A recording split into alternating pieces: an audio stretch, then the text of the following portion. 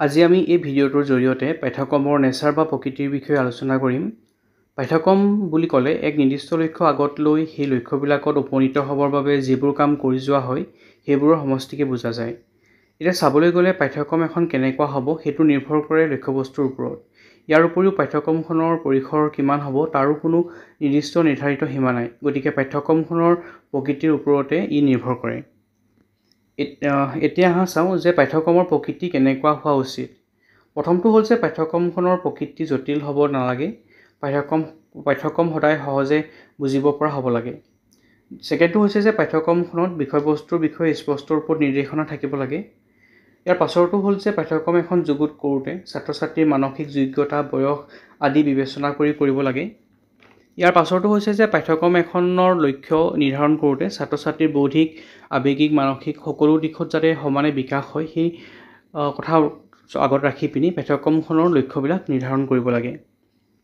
ইয়াৰ পাছৰটো হৈছে যে পাঠ্যক্ৰমখনে ছাত্ৰ ছাত্ৰীৰ মনত বাস্তৱ জীৱনৰ প্ৰায়োগিক আৰু প্ৰতিযোগিতামূলক দিশৰ সমস্যাবিলাক সমাধান কৰিবৰ বাবে ছাত্ৰ ছাত্ৰীক অভিৰুচিত বা মটিভেট কৰিব পৰা হ'ব লাগে।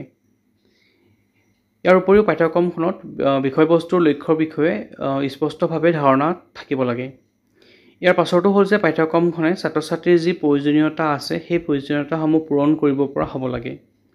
ইয়াৰ পাছৰটো হ'ল যে পাঠ্যক্ৰমখনৰ বিষয়বস্তুবিলাক থিয়ৰিটিকেল হোৱাৰ লগতে সেইবোৰ প্ৰেক্টিকেলি এপ্লাই কৰিব পৰা হ'ব লাগে, কাৰণ থিয়ৰিটিকেলি শিকাৰ পাছত প্ৰেক্টিকেলি যদি এপ্লাই কৰিব পাৰে তেওঁলোকে তেতিয়াহে ছাত্ৰ ছাত্ৰীয়ে সহজে শিকিব পাৰে।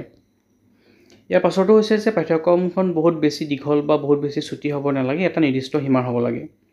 ইয়াৰ উপৰিও এইটো দিশতো লক্ষ্য কৰিব লাগে যে পাঠ্যক্ৰম এখন যেতিয়া প্ৰস্তুত কৰা হয় তাত যাতে কোনো ধৰণৰ বৈষম্যতা নাথাকে, লাগিলে সেয়া জেণ্ডাৰৰ ক্ষেত্ৰতে হওক, ৰেচৰ ক্ষেত্ৰতে হওক বা লেংগুৱেজৰ ক্ষেত্ৰতে হওক, এনেকুৱা ধৰণৰ কোনো ধৰণৰ বৈষম্যতা বা ডিছক্ৰিমিনেশ্যন থাকিব নালাগে। গতিকে এইকেইটাই আছিলে মূল পইণ্ট যে পাঠ্যক্ৰম এখনৰ প্ৰকৃতি বা নেচাৰ কেনেকুৱা হ'ব লাগে। Thank U.